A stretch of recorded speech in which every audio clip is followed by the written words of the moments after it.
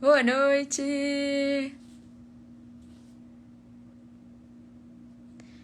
E aí, gente, tudo bem?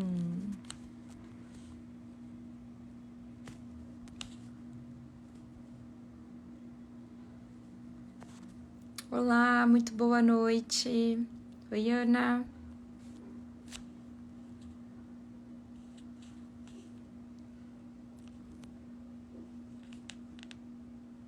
Tudo bem? Opa, tô fixando aqui o tema da live. Boa noite, gente. Muito bom, muito bom. Vamos falar hoje sobre nutrição de precisão e câncer de próstata. Aê! Tava pesquisando agora à tarde alguns artigos científicos. Tava gravando agora há pouco o Fujicast também sobre esse tema. Um pouco mais abrangente, mas sobre oncologia também. E vai ser muito bom, hein? O Fujicast de amanhã tá muito bom, hein? Muito bom mesmo. Muito bom. Quem tá conseguindo acompanhar o Fujicast aí? Vocês estão conseguindo acompanhar? Depois vocês me contem, hein? Me contem o que vocês estão achando. Tem episódio novo amanhã, para que vocês possam escutar. Olha! Que legal, Renan! Que ótimo! Que demais! Obrigada, hein? Tá no Spotify, Elisa, tá no Spotify. Eu vou fazer o seguinte, assim que eu subir esse episódio novo, a gente já tá no 10º episódio. Gente, 10º episódio do Fujicast. Passa muito rápido, muito rápido. E assim que eu subir, eu ponho um link nos stories. Só consigo colocar link nos stories, tá bom? Mas se você procurar no Spotify lá por Fujicast, aí você tem que colocar Fuji, F-U-J 2 Is, cast, tá bom? Ou Tatiane Fuji, eu acho que dá pra encontrar também como Tatiane Fuji. E aí você consegue me escutar, tá bom? Que delícia. Oi, Pipeline na área. Muito bom, gente, muito bom. Que ótimo, que ótimo. Vamos falar então desse tema, né? Tão bacana e ao mesmo tempo tão preocupante, né, gente? As estatísticas em relação ao câncer como um todo, a gente passou aí pelo Outubro Rosa, chegamos agora ao Novembro Azul, mas independente de mês, a gente sabe que existe uma expectativa aí não muito interessante para o número de casos, né? Então, eu já queria começar falando para vocês um pouquinho de alguns dados epidemiológicos. Em relação ao câncer de próstata e também ao câncer de mama, a incidência ali, ela varia de aproximadamente 30% na população. É 29 e alguns quebradinhos por cento para câncer de próstata e 29 um pouquinho mais, 29,7% para câncer de mama, né? Ou seja, mais de 60 mil novos casos esperados todos os anos. E por que isso acontece? Né? Isso acontece por N fatores. Um deles é o perfil genético. Né? A gente sabe que existem informações genéticas que são informações mais decisivas, informações que influenciam mais. O que a gente estuda na nutrição de precisão não é uma mutação, não é uma característica que vai realmente determinar, não é uma característica que determina, é uma característica genética que pode predispor. Quando a gente fala de predisposição, a gente não está falando de diagnóstico, nós não estamos falando de garantia, nós estamos falando de riscos, tá bom? E esses riscos, eles são incrementados conforme o perfil ambiental. Aquela pessoa que ela tem uma exposição maior, por exemplo, a maus hábitos alimentares, maus hábitos de estilo de vida, mais sedentarismo, tabagismo, sono de má qualidade, alimentação de má qualidade, tudo isso influencia no risco de várias doenças. E para o câncer também a mesma coisa. Então, quando a gente identifica esses fatores de risco ambientais, que qualquer um de nós, sem conhecer perfil genético, já pode identificar aí, mas um fator genético envolvido, a gente cruza essas informações e quando essas informações elas são combinadas, a análise, ela te permite ser mais precisa, né? Por quê? Porque o profissional vai falar assim, ó, o paciente, ele come muita carne vermelha e ele consome carnes processadas. Então, muita linguiça, muita salsicha, né? Aqueles alimentos que não existem na natureza, né, gente? Não existem na natureza. Então, esses alimentos ultraprocessados, eles contêm também produtos ali que a indústria coloca para que ele tenha mais tempo de prateleira. São os conservantes, né? E várias outras misturas também, tá? Olha, pipeliner na área aqui, doutora Liv, que linda. Tava lá vendo o seu vídeo agora há pouco. Muito bom, adorei. Muito bom mesmo. E aí é importante, né, identificar o que esse paciente ele tem de consumo, quais são esses fatores ambientais que realmente podem influenciar e identificar no perfil genético desse paciente o que eu posso contribuir com a prioridade. Então, por exemplo, um paciente que tem um alto consumo de alimentos ultraprocessados? Check, sim. É um paciente que, por exemplo, ele tem o hábito de fumar? Check, sim também. Ele está sedentário? Sim também. Então, são fatores ambientais que, independente da genética, eu já observo. É um paciente que ele apresenta, por exemplo, alterações em glutationas, enzimas que fazem reconhecimento de xenobióticos, de substâncias nocivas? Check. Opa, então eu preciso me atentar. Porque quando a gente fala, principalmente de câncer, né, nós estamos falando de uma doença muito complexa. E uma doença que nós temos, sim, um perfil genético importante, mas um perfil ambiental também importante. Quando nós identificamos, dentro dessa perspectiva genética e epigenética, a relevância de se combinar os fatores, nós conseguimos, então, trabalhar com os nutrientes que o nosso paciente realmente precisa. Então, a gente leva esse paciente a uma conscientização. E à medida em que ele tem conscientização, ele adquire hábitos. E a adesão aos hábitos e a permanência nessa adesão, ou seja, o padrão de estilo de vida, colabora para que ele tenha cada vez mais chance de prevenção. Então, não imaginem que é conhecer o perfil genético hoje e começar a ter uma mudança amanhã, que depois de amanhã vai estar tudo certo e ele não precisa se preocupar nunca mais. De forma alguma. Ele vai conhecer o perfil genético hoje. Essas mudanças, elas vão ser gradativas, porque ninguém consegue ter uma mudança tão radical a ponto de ser permanente em relação a esse perfil de consumo alimentar. Na verdade, não é ninguém. Poucas pessoas conseguem. Você conhece pessoas que podem realmente ter adquirido essa grandiosidade, mas são poucas pessoas, é a exceção da regra, não é verdade? É muito mais fácil você, por exemplo, ter uma mudança aos poucos, gradativa, porém uma mudança mais permanente do que, por exemplo, uma mudança muito radical e ela vai se manter, vai permanecer. Porque nós estamos falando de hábitos, tá? Dentro da previsão da nutrição de precisão, nós conseguimos, e é muito importante, respeitar o paciente. Em qual sentido, Tati? É importante a gente respeitar os hábitos desse paciente, o comportamento alimentar desse paciente, entender o perfil da microbiota intestinal desse paciente, entender os metabólitos que esse paciente produz, entender quais são as características fenotípicas envolvidas, composição corporal, perfil bioquímico. Então, são muitas informações que nós conseguimos identificar nesse paciente para fazer essa combinação de fatores. Não é de uma forma simplista, mas é de uma forma leve. Não é de uma forma passar a mão na cabeça do paciente, mas é de uma forma a colocá-lo fora da zona de conforto.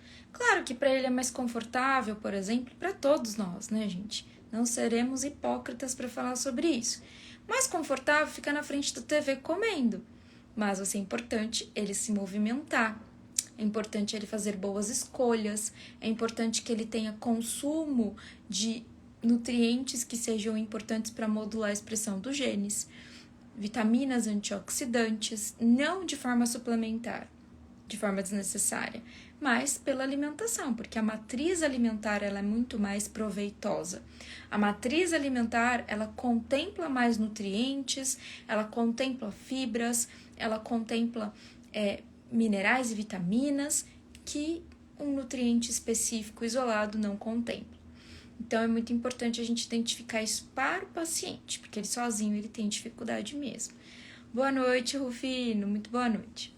Então, é realmente imprescindível que dentro da perspectiva da nutrição de precisão, nós tenhamos o profissional que deve ser habilitado para fazer interpretação de várias ferramentas ômicas, porque não é só um exame genético, não é só uma informação genética, mas é a contribuição dessa ferramenta. Essa ferramenta ela vai ser utilizada para prevenção. Diferente, por exemplo, quando os médicos eles solicitam, por exemplo, um painel genético do paciente, muitas vezes eles solicitam ali uma análise, né, da peça tumoral para avaliar se esse tumor ele expressa receptores. Então, é muito diferente, por quê? Porque ali vai determinar, por exemplo, qual será o procedimento que ele vai fazer. Será que esse paciente, né, no caso, por exemplo, que já é um câncer de mama que já está muito bem estudado, eles avaliam para saber se essa paciente ela vai fazer terapia de bloqueio hormonal, se ela vai fazer uma quimioterapia, qual é a decisão do corpo clínico. Então, quando você identifica essa informação, uma informação que é muito valiosa, e aí eu preciso dessa informação, que é inclusive uma informação molecular, para identificar quais são os próximos passos. No caso do nutricionista, ele não vai identificar essa informação, porque ele não vai fazer nenhuma intervenção cirúrgica, ele não vai prescrever medicamento, mas ele pode conscientizar seu paciente, por exemplo, uma alteração que eu estava lendo agora à tarde para compartilhar com vocês, né? Algo que os artigos eles trazem com muita frequência. É a prevenção ao dano ao DNA. Como a gente faz dano ao DNA? A gente consegue aumentar a capacidade de dano ao DNA à medida em que a gente se expõe, claro que de uma forma inconsciente, a fatores ambientais que possam ser prejudiciais. Então, por exemplo, uma fumaça, pode ser, por exemplo, a alimentos com alto teor de agrotóxicos, é uma grande exposição também, tá? Por quê? Porque são toxinas, são radicais livres, são compostos xenobióticos nocivos que vão favorecer principalmente as alterações a nível molecular. Vai favorecer principalmente, se eu tiver esse perfil genético de baixo reconhecimento, eu posso sim promover mais danos ao meu DNA, tá? E não que eu tenha a chance de escolher, não, agora eu quero promover menos danos, agora eu quero promover mais danos. Não, eu não consigo escolher, né? O que eu consigo fazer, na verdade, é identificar esses riscos e trabalhar de uma forma preventiva. Sempre falando para o paciente que ele pode ter mais chance, mas eu não consigo garantir que ele vai ter realmente chance de prevenção. Pode ser que ele esteja trabalhando ali contigo. Boa noite, Dulce. Pode ser que ele esteja realmente trabalhando com você, mas ele desenvolva ali, infelizmente, algum desfecho desfavorável no meio desse tratamento com você, né? No meio daí da intervenção nutricional. Então, nós não conseguimos garantir. O que a gente consegue? Identificar e trabalhar com prioridades, né? Então, se esse paciente, por exemplo, ele tem existem alguns fatores de risco. Claro que se na família já tiver, é um fator de risco. Mas a gente sabe também que a população está envelhecendo. E quando a população envelhece, as nossas células envelhecem. E à medida em que as nossas células elas envelhecem, a chance de ter acontecer erros, ou pelo tempo de exposição, então a pessoa ela fuma desde os 15 anos, hoje ela está com 80 anos, ela teve muita exposição, né? E à medida em que ela tem exposição, a chance dela ter alterações é muito maior. Então, não é simplesmente, porque meu avô, meu pai teve que eu vou ter. Não necessariamente. Por quê? Claro que depende, pode ser que tenha um comprometimento genético, uma herança genética envolvida. Mas tem a ver muito também com os fatores ambientais, tá? Por isso que é muito importante, e eu vejo muito a nutrição como uma ferramenta em que a gente consegue, sim, trabalhar com prevenção. Porque uma vez que você entende esse fator de risco e você previne, você tem um impacto muito importante não só na vida daquele indivíduo, mas as mudanças que vai acontecer com ele a partir daquele momento, ele pode influenciar todo mundo que passar pela vida dele e isso se multiplicar. Olha só que interessante um dado do INCA em relação ao câncer de mama. Hábitos saudáveis podem reduzir a incidência de câncer de mama em 13%. 13%, gente, é muita coisa. E poupar mais de 100 milhões para o SUS, em relação ao investimento com tratamento dessas mulheres, nesse caso, né? Então, olha só a importância, porque homens também têm câncer de mama, mas é muito mais raro, mas tem, tá? Mas nesse caso eles estão falando mais de mulher mesmo. Então, olha só a importância, de repente, se eu conhecer uma informação e trabalhar dentro da questão de prevenção.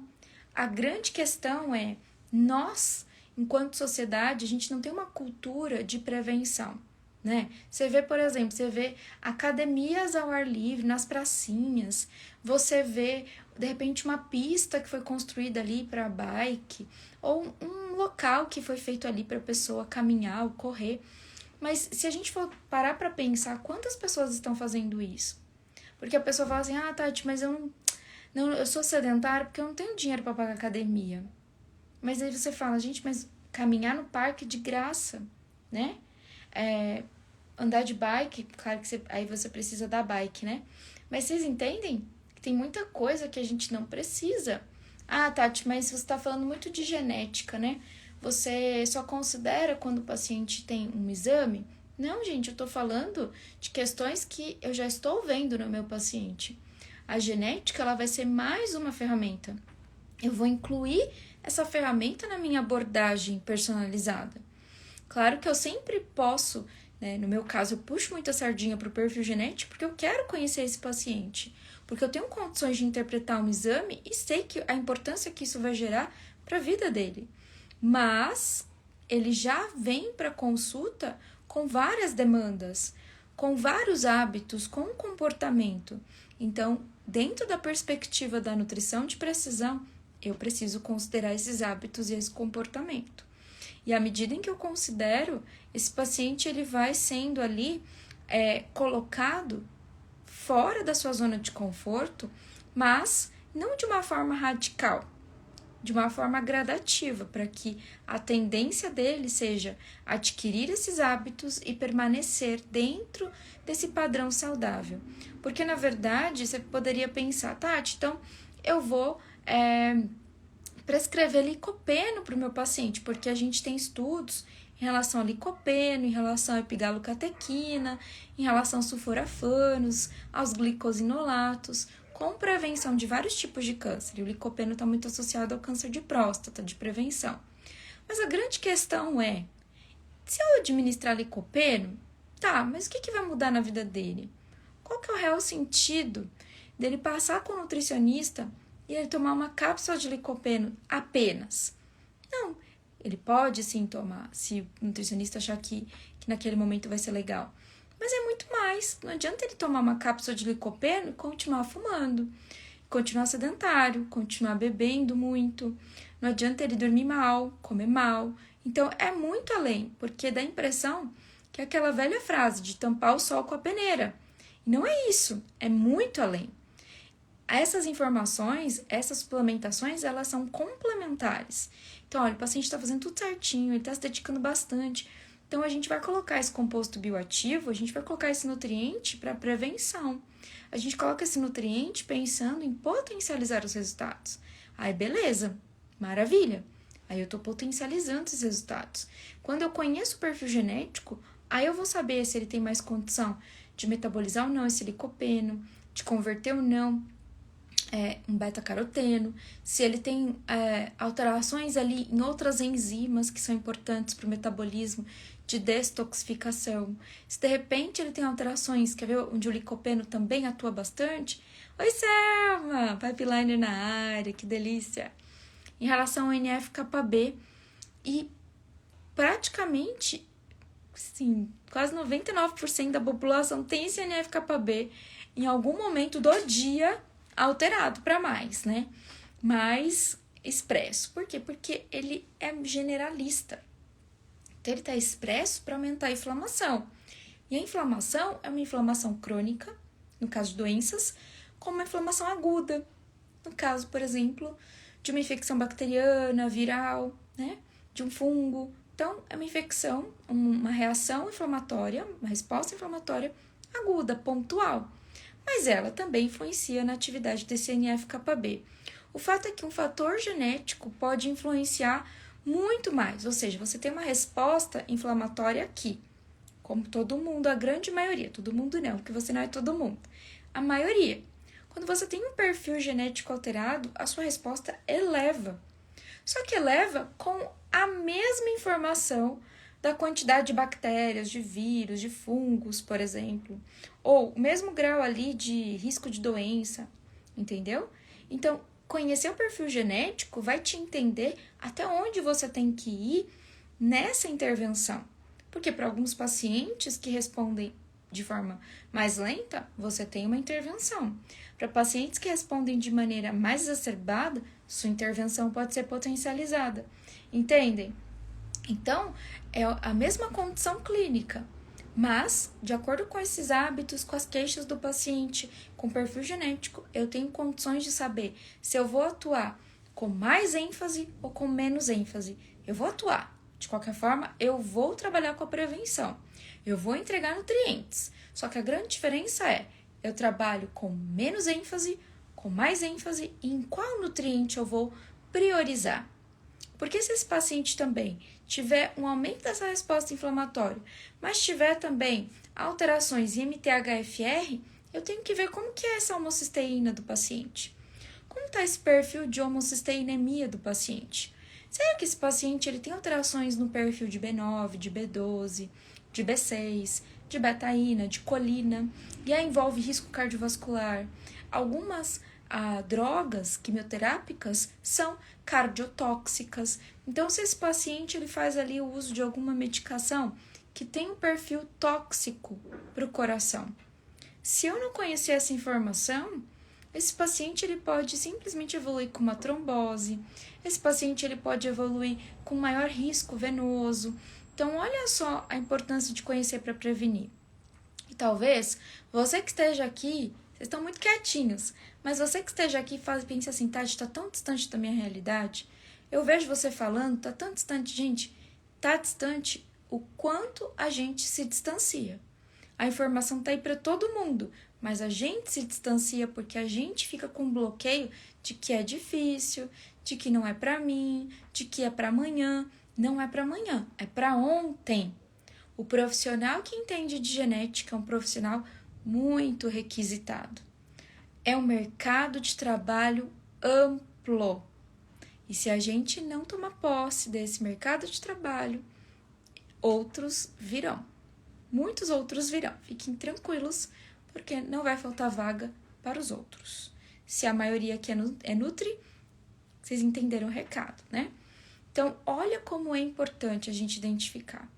E identificar essas informações num exame vai te ajudar não somente pensando no risco oncológico, mas em outros riscos metabólicos para o paciente. Porque esse paciente, ele está passando por um tratamento agora, mas depois ele pode se recuperar, ele pode ter a doença controlada e ele pode voltar àqueles hábitos. Então, quando ele tem consciência, ele não volta àqueles hábitos. Ele permanece nos bons hábitos, né? Olha, a Selma, ela é uma grande pipeliner diferenciada. Muito, né? A gente se conhece há um tempo já, mas ela deslanchou na nutrição de precisão, gente. Vocês precisam ver quanto que ela cresceu, quanto que ela ainda vai crescer, tenho certeza disso. Por quê? Por sorte, Tati? Não, por dedicação. Porque ela falou assim, olha, eu não quero ficar mais distante da nutrição de precisão. Já tá acontecendo, eu vou me aproximar. E aí, mais do que se aproximar sozinha, ela falou assim, sozinho eu posso até conseguir, mas sozinho eu vou demorar mais. Então, deixa eu entrar num grupo onde as pessoas estão unidas, engajadas, são estudiosas e querem algo mais. E aí ela veio para ser pipeliner. E é claro que nós estamos aqui para fazer diferença aqui no mundo. É o que eu sempre falo para elas. Por isso que a gente põe realmente o foguetinho, né? Porque é um diferencial mesmo. Conhecer essa ferramenta da genética como um todo é um grande diferencial. E aqui a gente estuda, né? Porque dentro da previsão GPS, né? Eu tô aqui para direcionar, vire à direita, daqui a 100 metros, né? E é interessante que as pessoas às vezes falam assim para mim, mas Tati, no seu curso, vou falar com você, assim, a cada 2 meses? Não, a gente tem contato praticamente diário, né? Porque a gente tem vários grupos. Agora mesmo eu tava falando com a Selma pelo meu WhatsApp pessoal. Então, a gente sempre se comunica, né? E isso é muito bom, por quê? Porque você se sente realmente em grupo, acolhido, né? O acesso é muito fácil. Eu gosto disso. Eu vivo realmente pensando nessas questões. O quanto eu gostaria de ver um curso, a gente traz para cá, para a realidade daqui. Então, esse paciente com maior risco é um paciente que eu preciso considerar também a idade dele, né? Como eu falei para vocês, esse paciente, ele teve muito tempo de exposição, ele teve pouco tempo de exposição, né? Será que quando ele fizer todo o tratamento, ele vai voltar aos hábitos anteriores? E se ele voltar aos hábitos anteriores, a chance de recidiva pode ser maior? Então, são várias questões para a gente pensar, né? Porque se esse paciente ele não entendeu a importância de criar bons hábitos e permanecer nesses bons hábitos, eu também tenho uma grande dificuldade com esse paciente, porque é um paciente que vai ficar oscilando, um paciente que vai ficar indo e voltando, né? E a ideia é que você, muitas vezes tem pessoas que só despertam quando tem um diagnóstico. E a ideia é que esse paciente ele nem tenha o diagnóstico para ele despertar, que ele desperte antes, que ele entenda a importância antes de qualquer diagnóstico. Mas se teve, paciência. Vamos cuidar, vá com os profissionais que sabem do que estão falando, que sabem o que estão fazendo, e aí na interpretação do exame, quem comanda é o profissional que entende dessa ferramenta, para direcionar, para ajudar os outros, não porque ele é melhor, superior, nada disso, mas para auxiliar os outros profissionais, né? E aí algo que é bem interessante, alguns estudos eles falam também sobre o consumo de gorduras da dieta. O consumo é muito importante, por quê? Porque uma dieta com mais gordura saturada é uma dieta mais inflamatória. E é uma dieta em que eu tenho mais atividade dessas respostas inflamatórias de genes que vão expressar mais citocinas, genes que vão expressar mais proteínas, quimiocinas inflamatórias. Então, já é uma doença crônica com mais esse potencial. Tudo isso se torna algo muito, muito potencializado. E o padrão de dieta é fundamental ser avaliado. Quando a gente fala padrão, né? Eles até colocam aqui padrão ocidental e um padrão prudente, né? Alguns estudos eles falam sobre isso. Mas o padrão ocidental é um padrão com alto teor de gordura saturada. É um padrão em que a gente tem baixo consumo de fibras. E aí vai ser importante porque tem alguns artigos que trazem alguns tipos de cepas, né? Alguns tipos de bactérias que são bem comuns em pacientes diagnosticados com câncer de próstata, como Bacteroidetes streptococcus, por exemplo, que é muito comum nesses pacientes. Mas também por quê? Porque existe uma sobrecarga de resposta inflamatória. E quando a gente fala em resposta inflamatória, não é um tecido que inflama, é o corpo todo, porque isso é metabólico e sistêmico.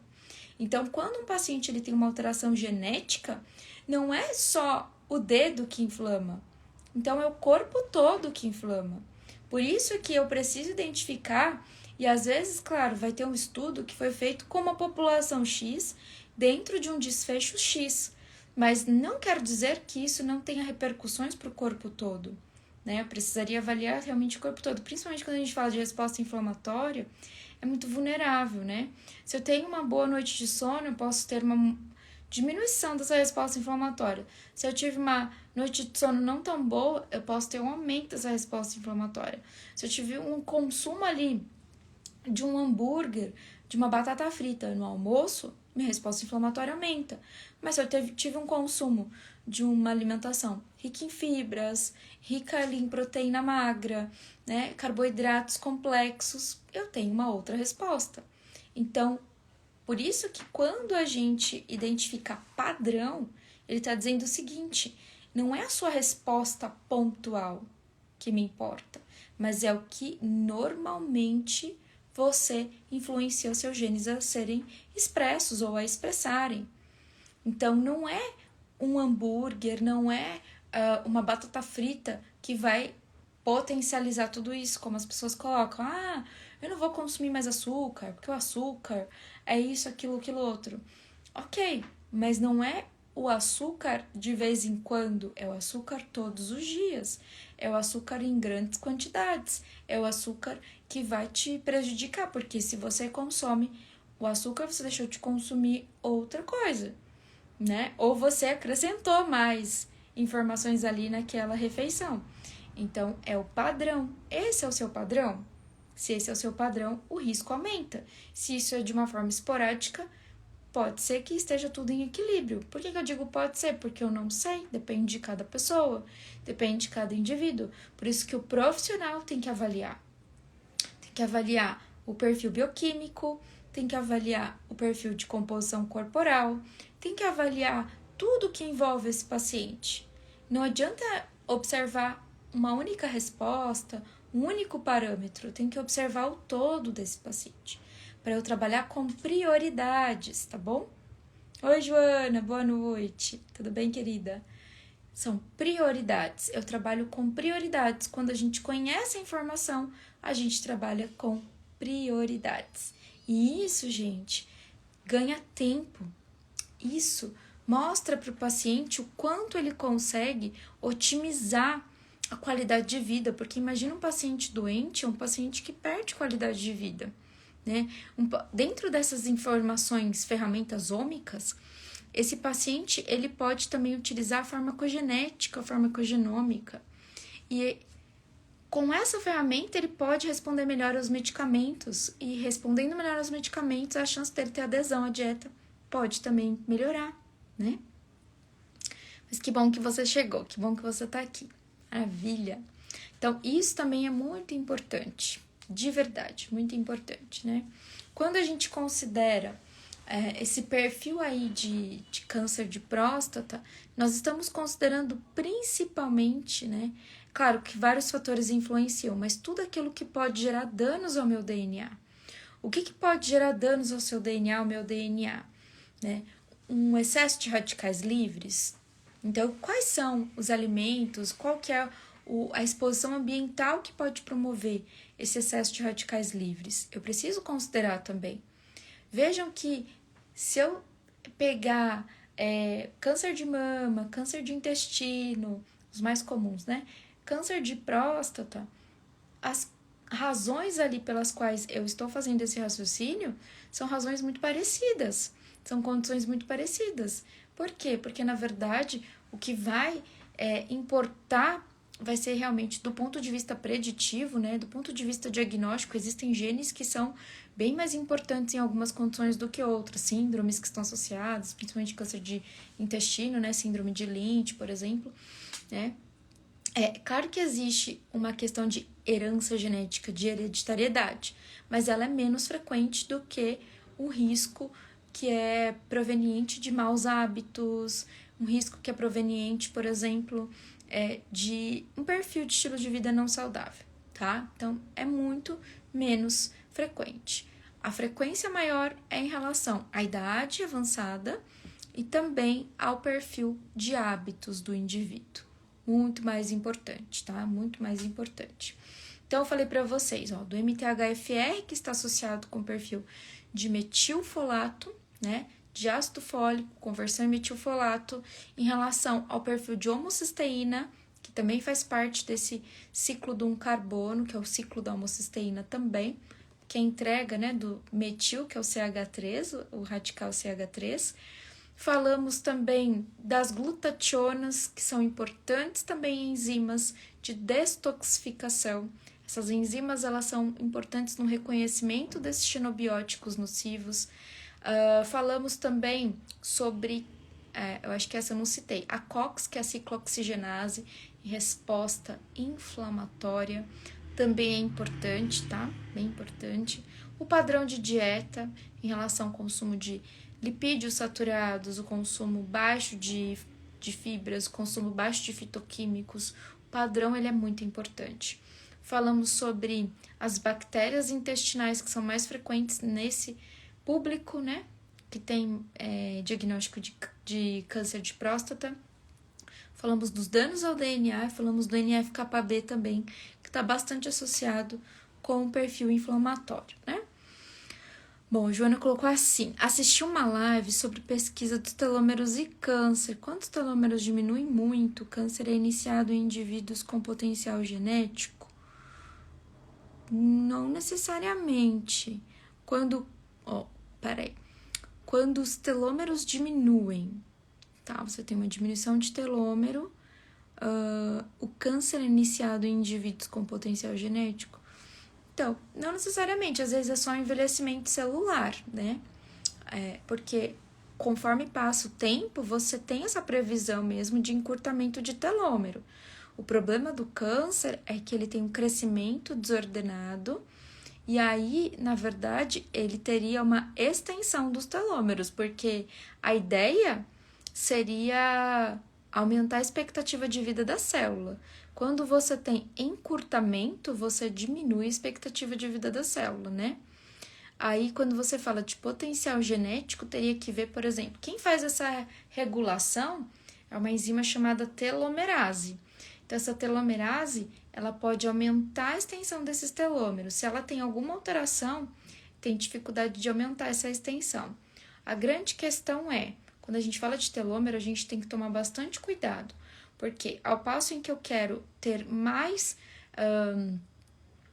um envelhecimento mais saudável, ao passo que eu quero ter mais expectativa de vida nessa tentativa de aumentar a extensão de telômeros, eu aumento a sobrevivência de todas as células. Se a gente tivesse ali uma fórmula mágica, né, de realmente aumentar a extensão desses telômeros, essa fórmula mágica, ela seria para todas as células, não seria só para uma única e exclusiva célula, né? Então, isso é importante também.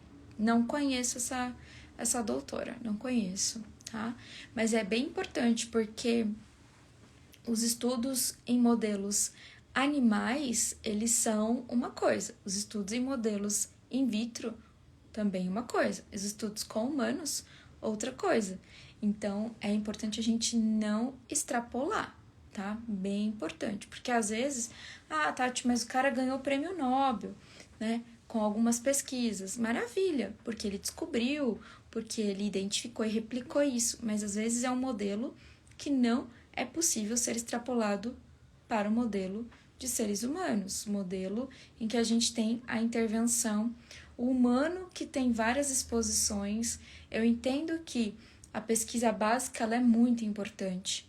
Eu fiz muita pesquisa básica no mestrado, mas os animais vivem em ambiente controlado. Eles comem aquilo que a gente dá. Eles têm o ciclo claro, escuro, bem controladinho, não vive como a gente, que come ali, né? Tem dia que come melhor do que outro, tem dia que dorme melhor do que outro. Então, não é como a gente. Então, é bem importante a gente realmente prestar bastante atenção, tá bom? Prestar bastante atenção mesmo. Eu gosto de pensar em telômeros, mas eu tenho várias questões envolvidas aí. Não gosto de pensar em estender telômero. Tati, vamos aumentar a extensão desse telômero ad eterno. Não, gente, porque a gente precisa envelhecer. A gente só não precisa envelhecer com uma forma muito acelerada, mas a gente precisa envelhecer. A questão é que quando você pensa no câncer, você pensa nessa multiplicação acelerada e desordenada das células. E quando você tá com esse crescimento, com essa multiplicação, a chance de ocorrer erros, porque a gente tem o nosso DNA, que é a matriz. E aí, a partir desse DNA, formam-se células filhas. Se você tem um erro aqui, porque tá tudo muito acelerado, as células filhas reprogramam esse erro e vai passando para as outras e para as outras e para as outras. Então, você tem um crescimento exacerbado de forma descontrolada, desordenada. Esse é o câncer, né? E ele é muito egoísta, então tudo é para ele. Então, ele vai fazer angiogênese para ter mais nutrientes para ele, para ter mais oxigênio para ele, e ele vai invadindo outros tecidos, se tiver que invadir, se tiver esse poder metastático. Então, é algo que é muito específico. Quando você pensa em aumentar a extensão desse telômero, você pensa em dar mais vida também, de repente, às células que estão crescendo de forma desordenada. Então, tem que tomar bastante cuidado, tá? Não existe nada que seja tão específico assim para um tipo celular. A não sei que a pessoa faça uma pesquisa muito, muito específica ali in vitro, né? Eu acho um tema muito polêmico ainda, acho. Existem testes genéticos que identificam, né? Mas eu ainda não tenho muita aplicação para esses testes, não, tá? Por quê? O que acontece, ó? Deixa eu explicar para vocês. Se eu fizer um teste genético para avaliar meus telômeros, tá? Então, eu não vou falar a minha idade para vocês. Mas, vamos supor que eu tenha ali diferença de 10 anos, para mais, claro, né? Da minha idade cronológica para minha idade biológica. Então, minha idade biológica mostra que eu tenho 10 anos, ou seja, eu sou muito mais envelhecida do que eu aparento ser, né? Aí, imagina esse paciente recebendo essa informação. Ele fala assim, tá, então ao invés de eu ter 20 anos, eu tenho, por exemplo, o paciente tem 20 anos, aí mostra lá no exame que ele tem 30. Aí, o que você vai fazer com essa informação? Você vai falar assim, vou te dar mais compostos bioativos, anti-inflamatórios, antioxidantes, nananana. Só que o excesso de antioxidantes se torna radicais livres. O excesso de anti-inflamatório não é interessante para a resposta imunológica, aquela resposta aguda, né? A inata também não é interessante. Então, na verdade, ao invés de ajudar o meu paciente, eu posso até piorar. E fora que as pessoas falam assim, mas tem que repetir no ano seguinte, por exemplo, cada um ano. Aí repetiu, vamos supor que ele fez tudo certo que você pediu, fez tudo certo.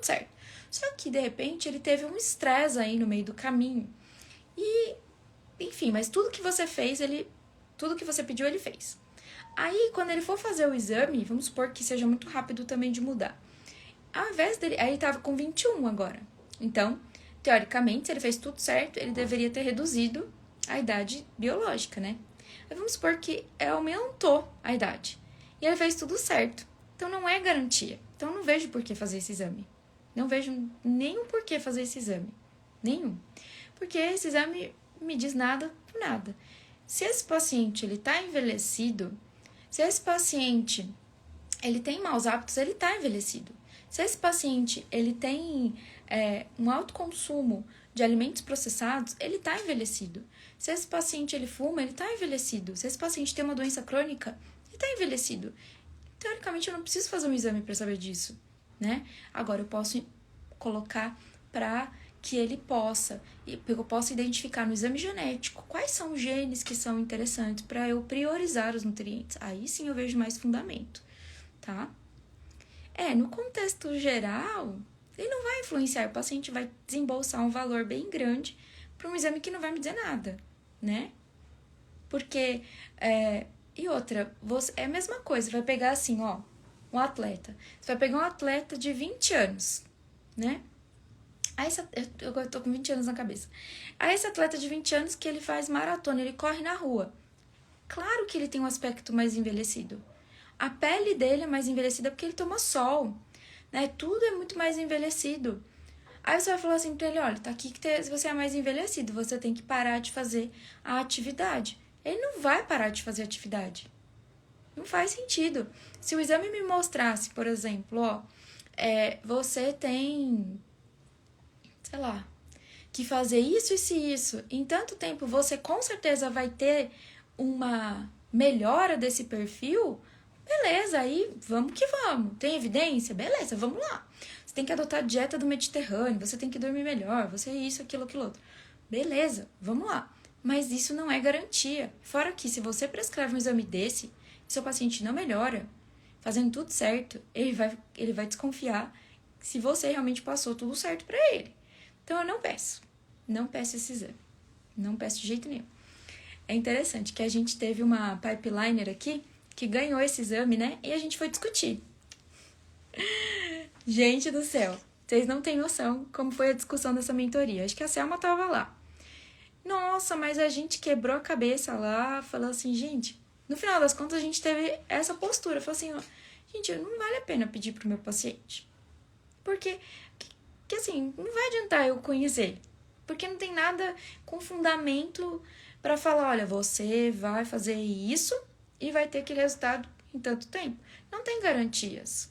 Então, entre ele fazer um teste de telômero e um teste nutrigenético, eu vou pro teste nutrigenético, porque eu sei que a alteração da glutationa vai ser alteração para sempre, a alteração da MTHFR vai ser para sempre, o que eu vou modular são esses riscos. E aí eu vou pontuando onde? Vou pontuando nos exames bioquímicos, nas queixas que esse paciente me apresenta, nos sinais que ele me apresenta, vou vendo o quanto de disposição que ele tem, se tem algum gene associado ali com mitocôndria, às vezes ele tá muito cansado, fazendo pouco esforço, aí ele começa a falar, não, Tati, agora eu entrei na academia, tô fazendo várias atividades, tô me sentindo bem disposto, tô entusiasmado, tal. Aí você fala, opa, tá melhorando. Tô dormindo melhor, porque eu também fiquei tão cansado do meu dia e eu tô dormindo muito melhor. Então meu sono não tá tão leve como tava antes, eu tô comendo melhor, meu apetite tá mais moderado. Antigamente eu ficava muito ansioso, muito ansiosa, tava comendo mais. Então, olha, você já consegue ver muita mudança, entendeu? Sim, e mesmo assim sem garantia. Então você vê, é uma frustração desnecessária. Eu vejo uma frustração desnecessária. Para pesquisa, gente, isso é lindo, maravilhoso você saber disso. Por quê? Porque a pesquisa, ela se concentra na pesquisa básica, em células, em animais, pesquisas que são pesquisas com seres humanos, clinical trials, pesquisas observacionais, pesquisas de acompanhamento dos follow-ups, né? Então, você tem níveis diferenciados de pesquisa. Quando eles identificam ali, por que é importante a pesquisa básica? Para nos dar um direcionamento. A pesquisa básica, ela aponta uma direção. Fala, olha, tá acontecendo isso. Esse mecanismo foi visto em células assim. É a mesma coisa. Eu falo assim, olha, o resveratrol é bom para todo mundo, porque eu peguei lá minha placa de Petri, né? Claro que não é assim, mas tô de uma forma bem simples, né? Peguei lá minha placa de célula, joguei o resveratrol lá na placa e as células responderam maravilhosamente bem. Logo, o ser humano, quando tomar o resveratrol, vai responder maravilhosamente bem? Não, porque quando ele tomar, passa por todo trato digestório, suco digestivo, tem lá o pH do estômago, depois ele sofre ali, né, várias reações enzimáticas. Será que vai ser absorvido? Depende das minhas bactérias? Não depende. Depende do pH? Não depende. Depende do suco pancreático? Não depende. Então, olha só. Aí você pode pensar, não, claro que é legal você saber, óbvio que é legal. Porque é quando você joga o composto bioativo na célula, aquela célula ela vai te mostrar, olha, ele tem essa reação, ele ativa NRF2, o NRF2 aumenta a expressão de GPX, de catalase, de superóxido desmutase, e aí ele vai contribuir no estresse, né, para modular estresse oxidativo. Então, aí você fala, uau, legal, muito bom. Mas isso não funciona se eu colocar exatamente assim para o meu paciente, porque existe o mecanismo fisiológico. Existe ali muitas outras variantes e fatores que eu tenho que considerar. Por isso que é importante a gente saber. Quando alguém fala assim, que é só fazer isso que dá aquilo, na ciência, desconfie.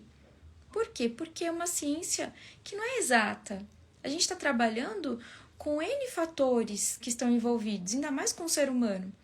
Um dia você tá bem, você tá disposta, você tá falante, tá tudo certo. No outro dia, né, você não tá legal, aí nem o cabelo fica bom, aí você vem pra lá e vê o cabelo, né, entendeu? Então, porque nós somos assim. E tá tudo certo. Cada um na sua individualidade, cada um na sua exclusividade. Eu acredito muito em exclusividade, sem negligenciar aquilo que a grande maioria responde, né? Então, que é uma boa alimentação, boas escolhas. Todo mundo vai responder a boa alimentação e boas escolhas. Não tem nenhum DNA, não tem nenhum DNA que fale que você vai responder a uma dieta inadequada, a um estilo de vida inadequado. Não tem, não existe. Não existe, porque nós fomos projetados para ter respostas, né, de acordo, ser mais saudável de acordo com a exposição. Então, beleza. Mas existem prioridades. Para alguns vai ser a vitamina D, para outros vai ser a vitamina A, para outros vai ser a B9, para outros vai ser, enfim, as glutationas, os nutrientes antioxidantes. Então, cada indivíduo vai ter uma resposta, tá? E a gente precisa considerar essas diferenças, sim. Por exemplo, né? Eu achei interessante essa parte que a Joana colocou. Eu não tava procurando hoje à tarde, não vi nenhum artigo falando de telômero e câncer de próstata, não. Mas eu acho interessante colocar no contexto da oncologia. Vamos supor, né? Um paciente que está em tratamento. Ao paciente estar em tratamento, qual que é a ideia do tratamento? É diminuir a multiplicação celular, seja com bloqueio hormonal, seja, por exemplo, com uma quimioterapia, uma radioterapia. Agora, se existe, aí vamos supor que você pensa assim, nossa, mas a pessoa tem um diagnóstico de câncer, ela fala assim, nossa, mas esse câncer me fez envelhecer, eu tô muito envelhecida, muito envelhecido, então eu queria uma poção mágica para aumentar meu telômero. Só que se você tá no tratamento e toma essa poção mágica, entre aspas, tá, gente? Se existisse essa poção mágica, olha só o conflito que ia dar, porque o tratamento tá falando célula morra, e você tá tomando uma poção falando célula viva, aí você não sabe qual comando que o seu organismo vai responder, de morrer, de matar aquelas células que precisam morrer, ou de aumentar a sobrevivência de todo mundo, entendeu? Então, por isso que é muito conflito. Como a gente não sabe, eu prefiro trabalhar sempre com prudência e ciência. Por mais que eu prefiro conquistar resultados a longo prazo permanentes, porém todos os dias, do que ter um resultado exponencial de muito destaque no primeiro momento e não conseguir me manter e ter uma queda progressiva. É muito melhor todos os dias um pouquinho, né? Você tem uma relação de exames em ordem de prioridades que você pediria? Depende muito do paciente, viu? Mas são os mais comuns, né? Uma análise de hemograma, uma análise de vitaminas e minerais, dependendo do paciente, da região em que ele vive, se ele consome muitos frutos do mar, metais pesados, avaliar também função hepática, importante, avaliar, dependendo do paciente, por exemplo, se, como a Selma trabalha com muitos pacientes com doença autoimune, vai ter que pedir anticorpos, né? Então, depende muito, né, do perfil do seu paciente. Depende bastante do perfil do seu paciente. Mas é muito importante também que se a gente não tiver um exame genético para avaliar nesse paciente, que a gente possa contribuir com esse raciocínio bioquímico e fisiológico para ele, né? E não pensar em extrapolar com informações que não são informações coerentes e cientificamente comprovadas, né? Então, tomar bastante cuidado. Principalmente, tem alguns estudos que falam sobre modulação hormonal para aumentar telômero, né? E aí, hormônio, gente, hormônio não é brincadeira, né? Hormônio, ele tem ali um papel muito importante e ele é bem rapidinho, né, para fazer todas as modulações dele. Tanto que você vê um paciente que é magrinho, começou a tomar um hormônio ali prescrito por NXYZ, e aí você vê rapidinho a evolução, porque rapidinho ele tem uma resposta. Mas também tem consequência, tá? Também tem bastante consequência. Então, depende muito do paciente, o antes e o depois. Eu não gosto de trabalhar com ponto de corte referencial. Depende muito do paciente. Como que ele veio antes, como que é essa exposição dele, se ele tem algum diagnóstico, se ele já apresentou algum aumento antes, né? Porque às vezes a gente fala muito de referenciais, mas será que esse referencial para mim é tão ruim quanto é para você e o contrário também? Né?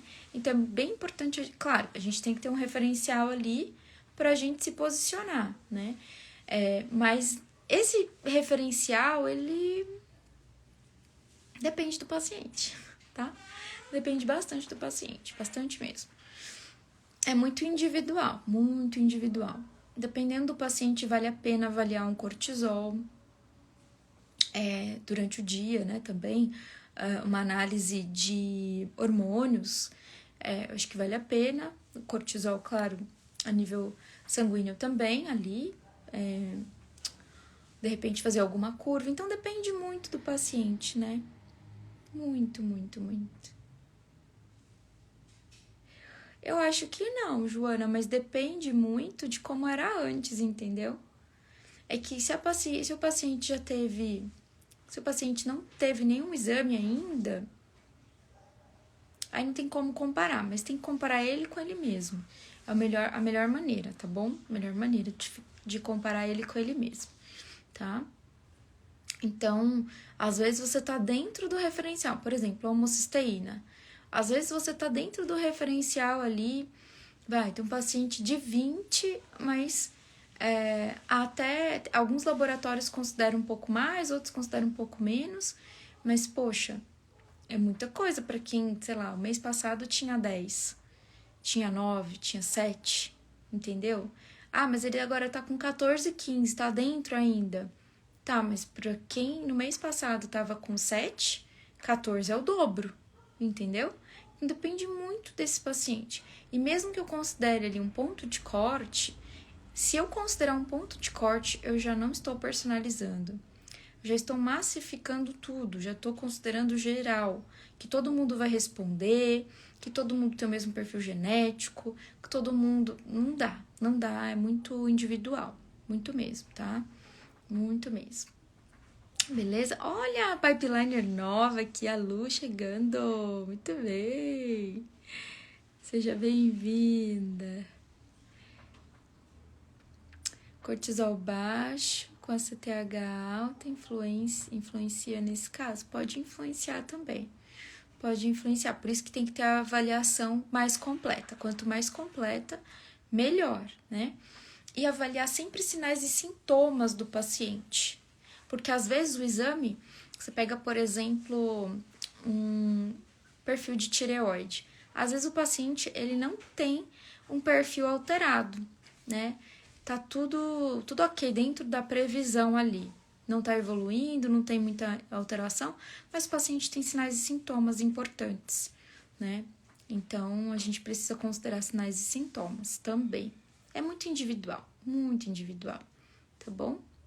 Maravilha, gente, maravilha. Espero que vocês tenham aproveitado aí um pouquinho dessas informações de nutrição de precisão e câncer de próstata. A gente falou um pouquinho de tudo, né? Eu acho que é importante, é válido. Todas as questões são válidas aqui.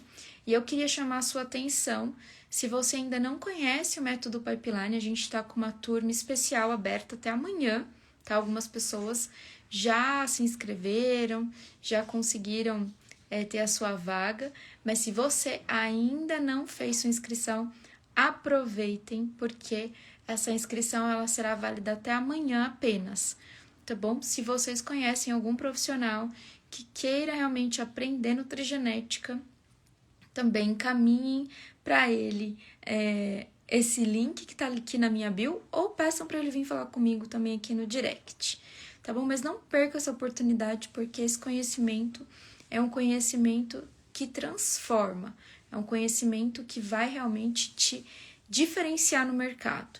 Não canso de dizer que pipeliners são diferenciadas e diferenciados no mercado, porque são profissionais comprometidos com a ciência, comprometidos com os pacientes, comprometidos com eles mesmos. Então, se você quer ser esse profissional, não quer caminhar sozinho, vem ser pipeliner. Vem ser pipeliner, tá bom? Então, novamente, nós estamos com inscrições abertas até amanhã. E aí, depois não adianta chorar. Tá bom? Não adianta, porque as oportunidades elas chegam.